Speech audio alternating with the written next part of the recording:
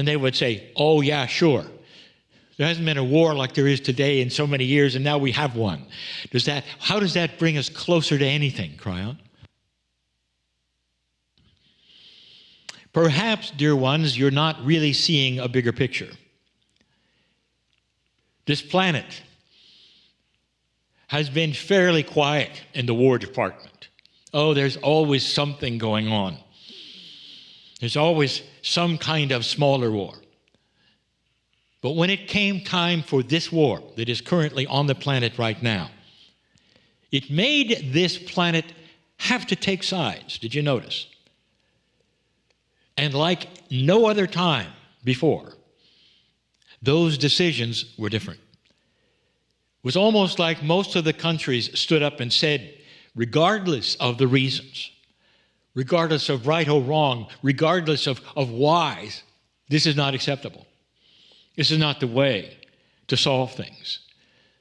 Some felt that it was a return to the 40s. It was blatant. So negative it was, so awful, so horrific it was.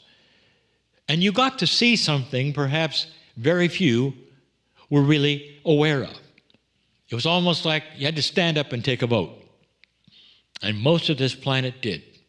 This is not what we want, you said. This is a channel to address something that many have asked. Is it possible for intervention by Spirit in these times? Wow. Let's talk about peace. Let's talk about what's next. Perhaps the entire reason that this has taken place was something that I gave you a long time ago. Something I told you at the beginning of the shift, even before 2012. When I told you that when the light appears and begins to shine upon this planet, it will affect the consciousness of humans everywhere, not just old souls. All humanity would start to then reflect the change in the grid because consciousness is now freer to elevate. Do you want that in easier words? Do you want that more simple? Consciousness is starting to raise. That's why I came. I didn't create it, dear ones, you did. But I have allowed it through the physics of the grid starting to change an alignment, allowing consciousness to raise. Earlier in this program, my partner just told you some of the reasons and then some of the science. It's happening.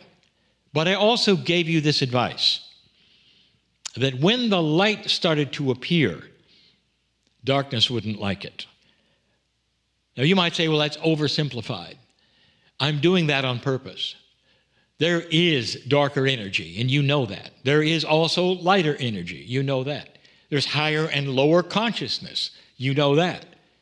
When a civilization starts to raise itself up and make these kinds of peace decisions, there are those who are invested in war, and they'll want to pull it back for so many reasons. It's their comfort zone, dear ones, regardless of the death or anything. That's where they want to bring it back. Perhaps they'll have a world that they will recognize a little better. That's what's going on. Is it possible that there's intervention by Spirit at any of these places and any of these times? So I want to address that question because there are so many right now on their knees begging for it. Dear God, they'll say, please allow this to stop. Please stop it. And I'm going to give you an axiom that we have given you many, many times. You have free choice. You have free choice.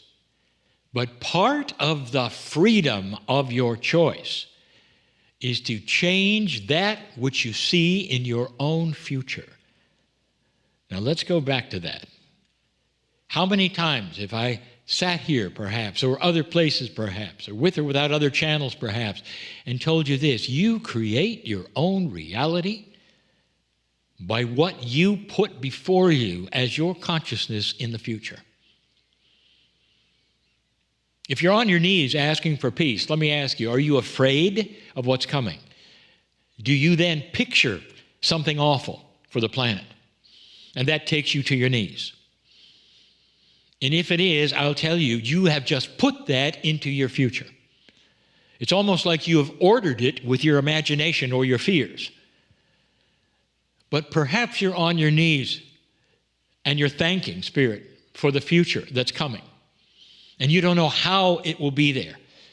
But you can visualize a future where there are no wars, that there are still disagreements perhaps, and there are still conflicting ideas, and there always will be, but it's not solvable by killing. And that is the definition of war, is it not? You kill those in another land or another place so that they will bow to your wishes because you're the strongest, perhaps. That is a very old paradigm, and you've had it for thousands of years. This is the shift. It ends now. It's in the beginning of an ending. Is there intervention? I will tell you this. You are the intervener.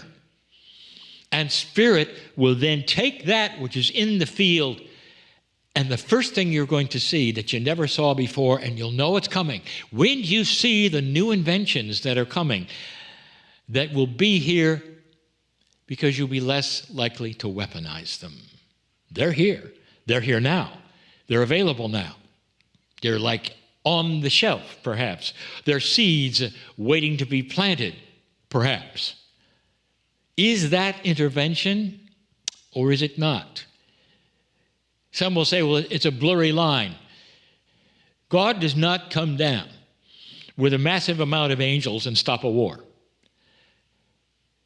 But what does happen, dear ones, is the implantation of hope and a different kind of praying, perhaps, where one or two or a few other people will get together and see a future which is benevolent and beautiful and go to their knees and say, Dear Spirit, let this be what is coming next. Not in fear, but in joy for the feeling of change.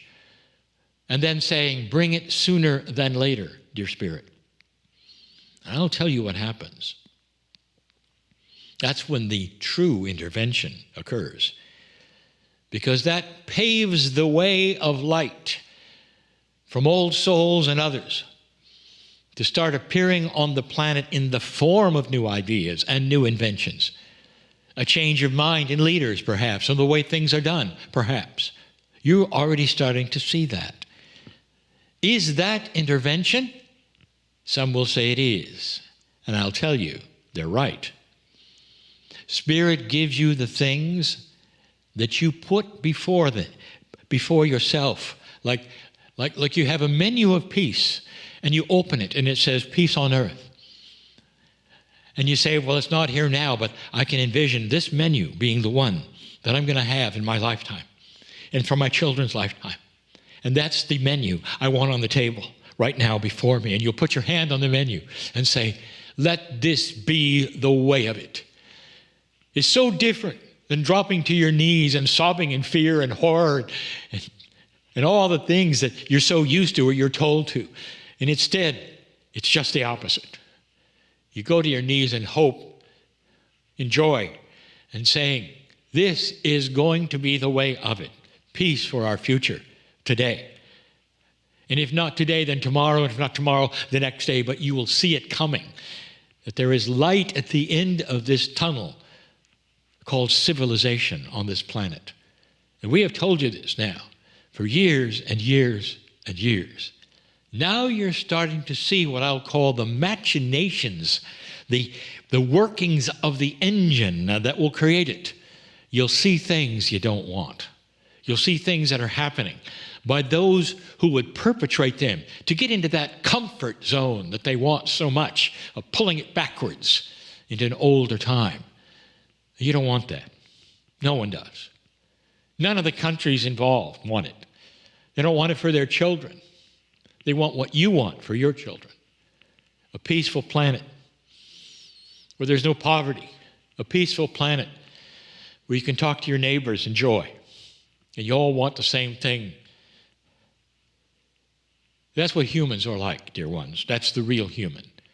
When you all talk to each other and you ask, what do you want? That's what is desired. Peace on this planet, lack of poverty, health where there was no health, where a sun is starting to come out on inventions that you've only dreamed about that can solve some of these problems that you've always had with you, but that were always solvable. It's coming. How do you want to pray? How do you want to create peace? I just told you. Then stand by for the intervention. I am crying in love with humanity. I know where this is going. I've seen it before. And so it is.